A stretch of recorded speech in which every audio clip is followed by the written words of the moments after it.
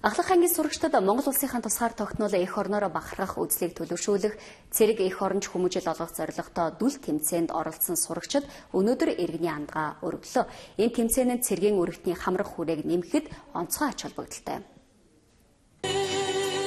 Монгол улсад зэвсэг төвчин үүсэн байгуулагдсан 96 жилийн Монгол цэргийн баярын өдрүүд тохиож байна. За энэ өдрийг ухтан олон арга хэмжээ зохион байгуулалтын нэг нь Ахлах ангийн сурагчдын дунд зохион байгуулагддаг цэрэг спортын дүл тэмцээн юм а. Ерөнхий боловсролын сургуулийн сурагчдад Монгол улсынхаа тусгаар тогтнол эх орноороо бахархах үзлийг төлөвшүүлэх зорилготой тэмцээнд сургуулиуд өндөр түвшинд бэлтгэн ордог болсныг салбарын сайд нь тодтоглоо.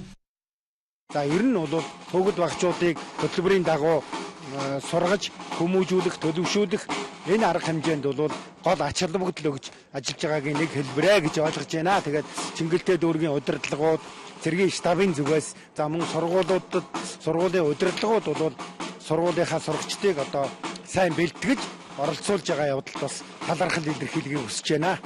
Цэрэг спортын дүл тэмцээний ялагчдыг тодруулах эх орон тусгаар тогтнол нэгдсэн арга хэмжээний үеэр сурагчид иргэний андгаа өргөснөөс гадна өөрсдийн бэлтгэсэн үзүүлбэрүүдэд үзүүл сонирхолсон юм а.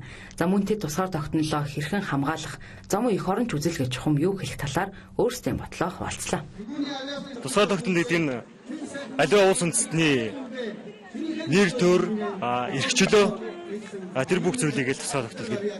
Тусгаар тогтнол гэдэг бол ерөөхдөө ойлгоход хэл хязгаар улс одоо үндэсний хэл соёлтой хэлбчтэй тэрийг тусгаар ширнэ хэлээд байгаа ерөөд бол тусгаар тогтнолоо дээр зэрэг болоход бид нар хамгаалах бол өөрөө хамгаалах юм байхгүй.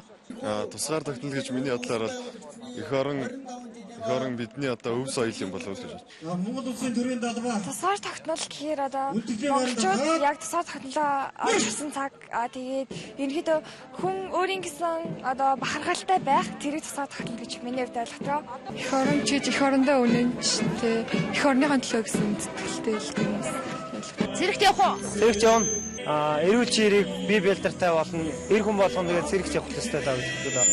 За өнөөдрийн эх орныг өвлүүлэн үлдээсэн Ахмад ажилтаа баярлалаа гэж байна.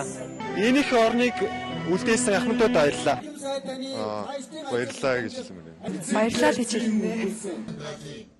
Цэрэг спортын дүл тэмцээн нь хоёр үе шаттай явагддаг бөгөөд эхний шат буюу дүүрэг бүр ялагчаа тодруулж байгаа юм а. За энэхүү дүүрэг бүрээс шилдгээр шалгарсан сургуулиуд нийслэлийн хэмжээнд хурд хүч авхаалт самбаагаа сорж тэргүүн байр, тэргүүний жагсаалт салаа, тэргүүний тамирчин салаа, тэргүүний авиаслаг салаа, за мөн тэргүүний салааны захирагч зэргээр шилдэгүүдэд тодруулдаг уламжлалтай юм а. Тод мэдээнд уянга баясгалан.